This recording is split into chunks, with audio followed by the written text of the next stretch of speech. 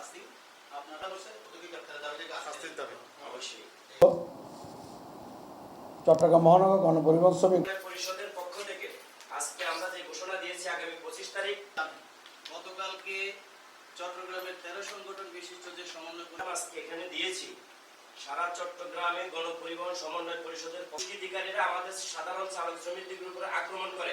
কারণেই আজকে আমাদের এই সাংবাদিক সম্মেলন এখন থেকে আগামী 24 ঘন্টার মধ্যে যদি যারা আমাদের যে মিটিংয়ের উপরে এবং হামলা করেছিল, আমাদের লোকজনের উপরে হামলা করেছিল, তাদেরকে যদি অতি সত্ত্বর যদি গ্রেপ্তার 24 ঘন্টার মধ্যে যদি গ্রেপ্তার যদি না করে, যদি আমাদের মামলা যদি না নেয়, তাহলে আগামী 25 তারিখ মঙ্গলবার সকাল 6টা থেকে দুপুর 2টা পর্যন্ত চট্টগ্রাম শহরের মধ্যে যে গণপরিবহন আছে, গণপরিবহন কর্মবিরতি থাকবো আমরা শ্রমিকরা।